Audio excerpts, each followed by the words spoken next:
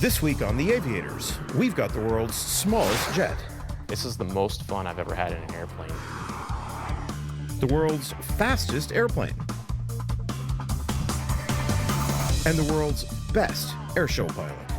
Welcome to Season 4. I'm an aviator. Welcome to the Aviators, baby.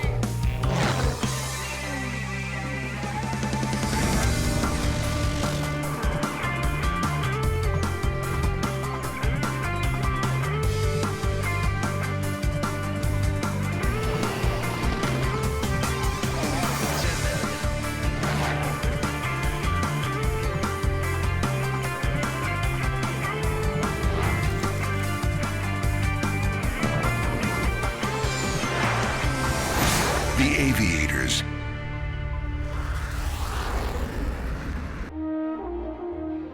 This is the Eclipse 550. It has been called a very light jet. And weighing in at just 3,600 pounds when empty, it is indeed rather light.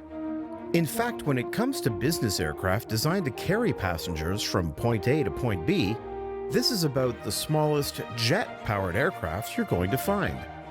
But this is certainly not the smallest aircraft you'll find with a jet engine. This aircraft is 14 feet long. It has a wingspan of only 17 feet and is only 6 feet tall at the tail. At 416 pounds when empty, there's actually people that weigh more than this airplane. And if you look at the back of this aircraft, you'll find an exhaust nozzle, which means this aircraft is a jet. This aircraft behind me is a variant of an old aircraft built in the 1970s, designed in the 1970s, called a BD-5J. We upgraded the BD-5J and all of its systems, every aspect of this BD-5J, and what you see behind me now is the FLS Microjet. Justin Lewis was the test pilot for the FLS Microjet and now performs with the aircraft at air shows. We differentiate the names between BD-5J and the FLS Microjet because of all the improvements that we have in it. We learned how to upgrade so many systems on this. The wings have been upgraded as far as the aerodynamics. We took out the old control system for the pitch and we put in a new cable system. We took out the old micro-turbo engine and we put in the new TJ100, which is a much more modern engine controlled by a FADEC. So that upgraded not only the engine, but a lot of the associated systems that go along with the engine. Now, we've established that the aircraft is small and that it's much improved over its predecessor. But I'm sure most of you are wondering what it's like to fly. This is the most fun I've ever had in an airplane. I've flown fighters, I've flown heavy airplanes, and I can easily say with confidence that this is the most fun I've ever had in an airplane. When I put this airplane on, the wings are sitting right behind me. I'm sticking out into the wind, and I'm literally in the sky. It's as if I am the one with wings. I brought it up to 270 knots, and that give it the max airspeed of 250 knots. The FLS Microjet is a kit-built aircraft designed to be easy for anyone who has the time and money to be able to build. We built this up in Oregon at a company called BD Microtechnologies. It took us approximately 5 years to build. New kits now can be built much quicker. 6 to 9 months is what they're offering. However, a lot of the process when we were building it was research and development. Prior to flying the FLS Microjet, Justin was a pilot in the Navy for more than 11 years, flying F-14s, E-6Bs, and T-45s. He now also flies A-10s for the Arkansas Air National Guard. For him, the development of the aircraft and now flying it at air shows was a new challenge. When I was getting out of the Navy, when I was going from an active duty lifestyle to a part-time lifestyle, I knew that I needed to do something else. And since the airlines weren't hiring anything and I also wanted to do something unique in aviation, I decided on this project. This was a very important decision that I had to make when I thought I'm going to do this project because it had been unsuccessfully built for so many years. People have been trying to build this airplane for a long time. So when I found BD Microtechnologies and we decided to work together on this, it was after quite a bit of research to figure out that we really could successfully, for the first time in so many years, build a BD-5J into the FLS Microjet. The aircraft is so small that instead of flying it to air shows, Justin and his crew chief Jeremy take the airplane apart and put it into a trailer. When they reach the show site, within about 20 minutes, they can put the airplane back together and be ready to go fly. One of the biggest improvements on this aircraft over the original BD-5Js is the airplane's engine. The compact PBS TJ100 is the same engine you may have seen on Bob Carlton's Super Saito sailplane, or the very similar Subsonics prototype aircraft. Now, unlike the turbofan engine on the Eclipse, this engine is a pure jet engine. Yeah, a pure jet engine doesn't have any kind of a bypass on it. When I say bypass, I mean jet engines these days it looks like basically a propeller in the front. So the jet engine is the device that actually turns the propeller in the front and pushes the bypass air around the jet engine and pulls the aircraft through the air. This aircraft doesn't have anything like that. Every bit of the air that goes into the intake of this engine comes out as jet exhaust. Because of the aircraft's low weight and the pure jet engine, even at idle power, there's enough thrust to propel the aircraft forward. To compensate, the aircraft has a thrust attenuator. So much like a 737 does, I'm able to attenuate my thrust with a clamshell door in the back that I can operate from the cockpit. Currently, Justin's aircraft is the only FLS Microjet flying, but a number of people have started the building and licensing process on the aircraft. If you want to build the project, essentially anybody can build this project. You just really need to have time and the willingness to go up to Oregon and talk with the guys about building this aircraft. Outside of that, if you want to fly this aircraft, I do recommend that someone has about 1,000 hours of flight time at least and some turbine experience. You do need to talk with the FAA a few times. This isn't just like jumping in a small airplane. The FAA recognizes this airplane much like they would any aircraft that needs a type rating. I like to inspire kids. I love aviation. I want to share it with people. I feel like the FLS Microjet is just the way I'm able to share it with everybody else.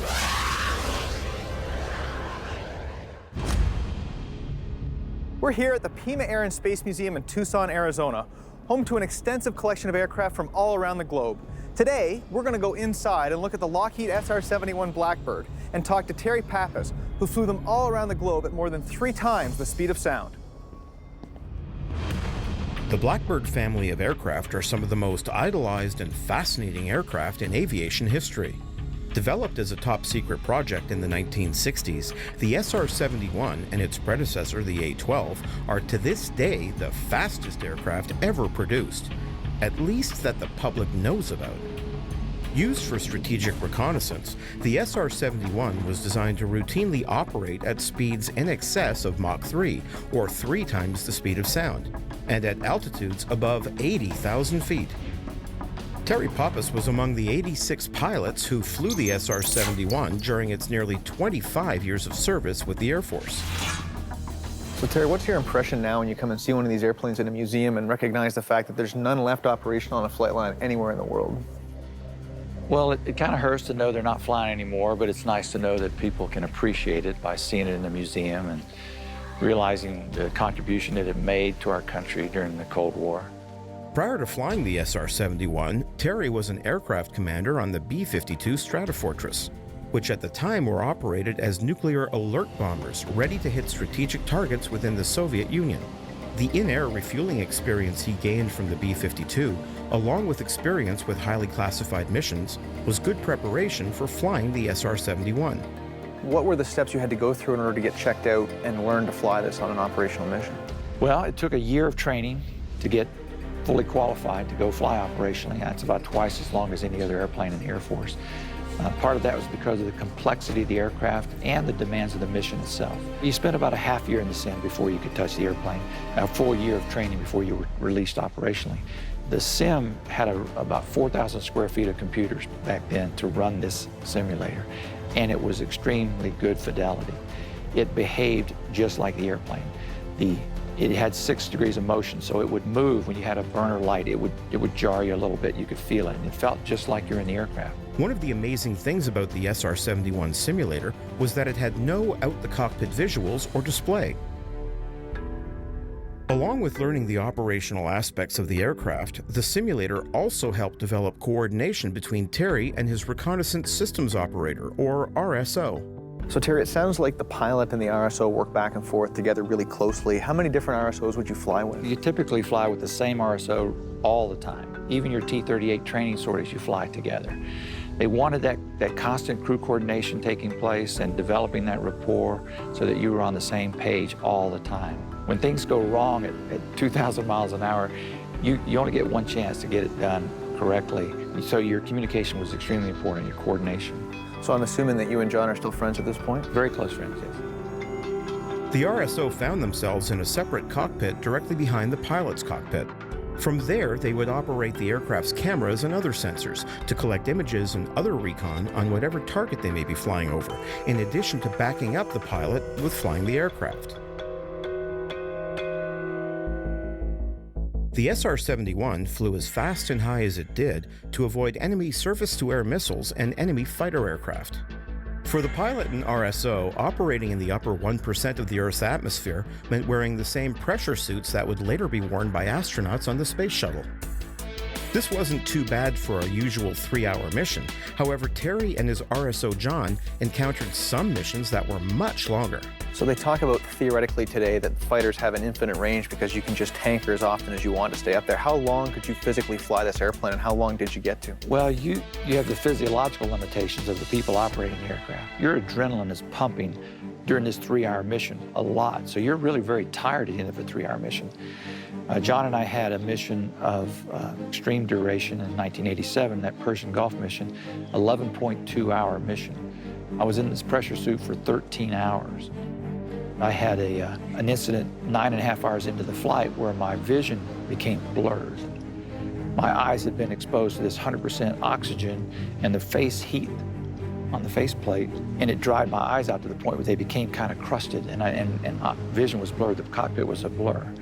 And I was almost panicked trying to decide what to do about it, whether I knew I couldn't open the faceplate and rub my eyes because that could be disastrous if we lost pressure.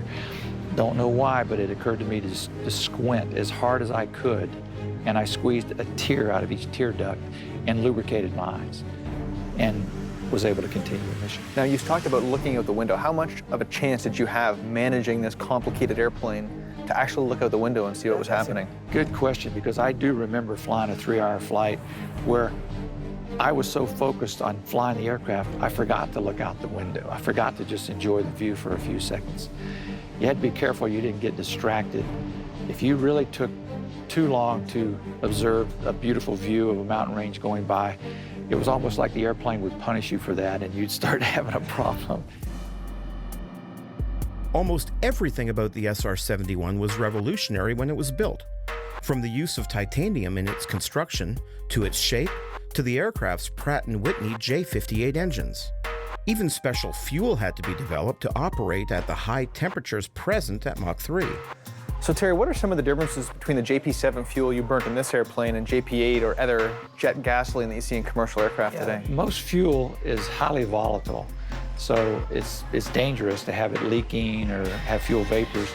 And they had to design a special fuel, JP7, just for this aircraft operation because of the high temperature it was going to be exposed to. It had a very high flash point by design to keep the fire hazard minimized. And so, given that it had such a high flash point, how would you light the afterburner or light the engine? What did you do to achieve that? Unlike most aircraft, because of that high flash point, you need something extremely hot. So we used a special chemical, very dangerous chemical, triethylborane, called TEB, TEB for short. And when you inject that into the atmosphere, it ignites on contact with the atmosphere.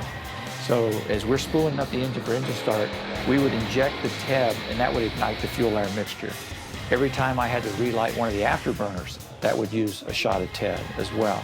I had counters close to the throttle quadrant where I could see the 16 available shots being used during the mission, so they were counting down. I know how many I had left.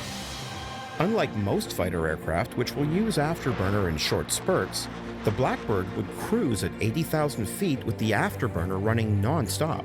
Because of this, the aircraft was extremely dependent on in-air refueling, needing multiple trips to the tanker within a 3-hour mission. As a result of this and everything else involved in operating the aircraft, it's been estimated that the Blackbird cost more than $500,000 an hour to operate at the time of the program's cancellation.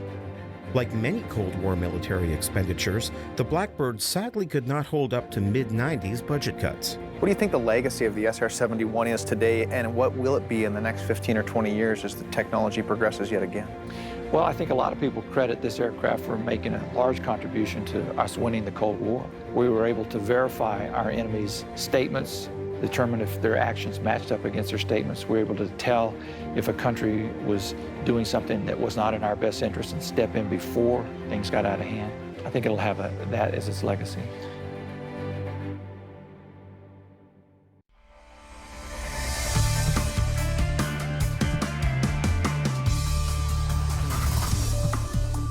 Hi, I'm Rob Ryder. There are 4 forces that act on an airplane in flight.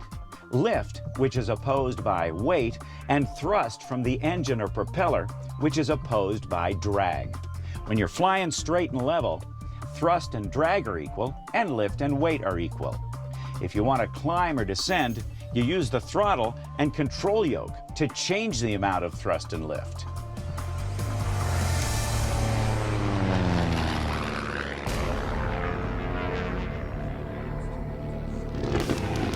When it comes to aerobatic performers, several names rise to the top, and few people will argue about the fact that Shawn D. Tucker is one of them.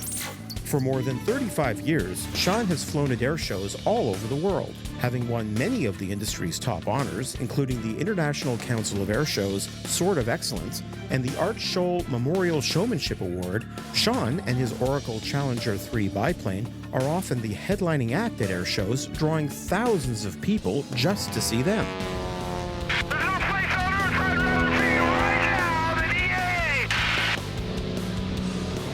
EA! He may now be one of the most seasoned and recognizable aerobatic pilots on the planet, but when Shawn first took to the air, he actually had a fear of flying. I took my first flying lesson in 1969, and it took me almost 4 years to get my license. I think I was about 18 years old, 19 years old, and I wasn't very good. My instructors, instead of mentoring me and showing me the way to do it safely, they instilled a huge fear in flying at me. I would panic at the controls. I would, just to even stall an airplane, I knew in my mind that I would spin out of control and hit the ground.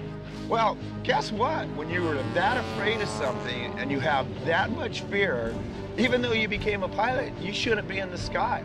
Fear is a very powerful emotion, and it turns into panic, which turns into a self-fulfilling prophecy.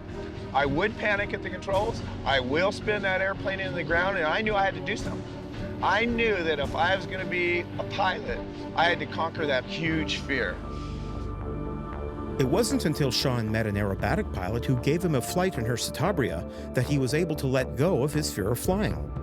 She got me in that airplane. We did a roll. I remember the dust falling off the floor because the floor is now upside down onto my head. We did another one. She let me do one. We did a loop. I took the 10-hour course, and I fell in love with the art form. And since then, that's all I've ever wanted to do, was be a sky dancer. I felt what I was so afraid of, I became in love with it, and I'm still as in love with it today as when I first fell in love with it. That's been many, many years. The Oracle Challenger 3 may look like a Pitt special, and there's no doubt the aircraft is a descendant of the venerable Pitts. However, the Challenger 3 is its own unique beast and was built specifically to Shawn's specifications. My team co-built this airplane. We've incorporated everything I've ever wanted in an airplane, ever dreamed of having in an airplane, into this flying machine. And she has taught me so much. She's really hard to fly because we have like model airplane control surfaces. They're almost comical. And it allows me to do cool front flips and back flips and twists and turns and twirls and spins. But she's not easy to fly because you gotta fly with your fingers. You gotta use the gyroscopics of the engine to get these flips to happen. And it's all about touch, it's all about nuance. I have a little over 1,000 flights in her now. This is going on the 3rd air show season. and I'm really just getting to know her, and I'm still learning how to fly her. It won't come out of maneuvers like a normal aerobatic airplane will. I have to actually force it to come out of the maneuver. And so my mindset had to be different when I went in to learn how to fly this machine. I love it. With the Challenger 3, Shawn is able to fly an extremely intense, fast-paced performance. The aircraft has 4 ailerons on each wing for a total of 8 ailerons. Combined with the massive elevator, Shawn can pitch and roll the aircraft into all kinds of unique situations, the intensity of which can take a real toll on his body. This is absolutely an athletic activity. 9.5 positive Gs, 7.5 negative Gs. I can actually only fly on that intense level twice a day. I try to practice 3 times a day, but twice a day on that level, and I am spent.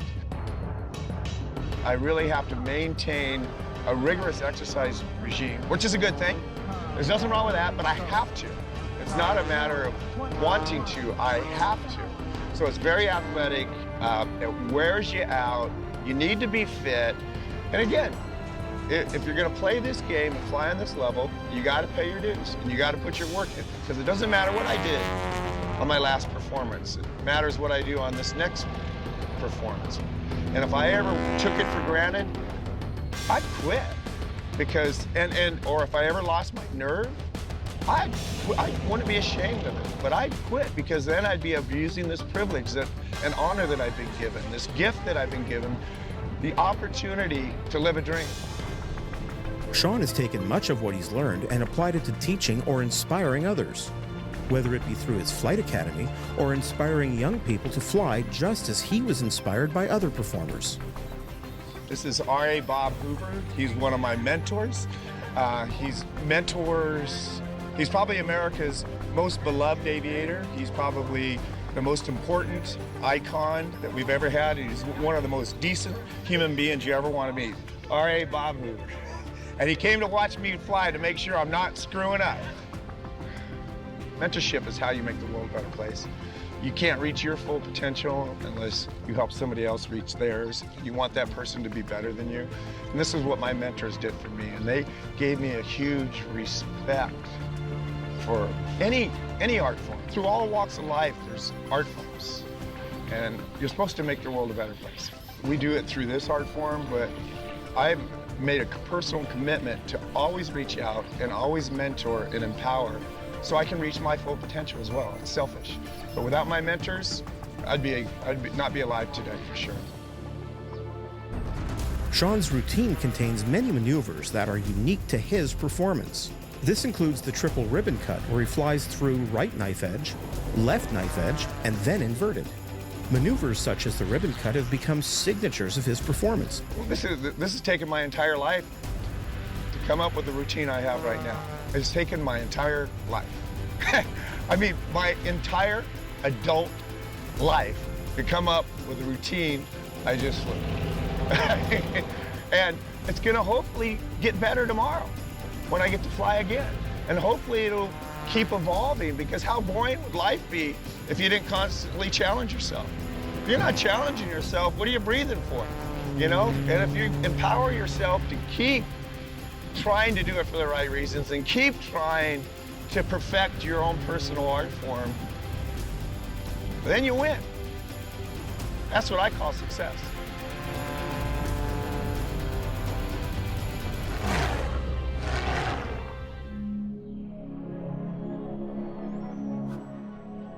Seasons 1 to 4 of The Aviators are now available on DVD and Blu-ray.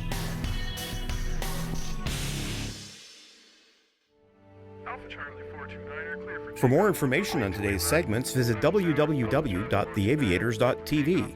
From our official home at the Whitman Regional Airport in Oshkosh, Wisconsin, we'll see you next week on The Aviators.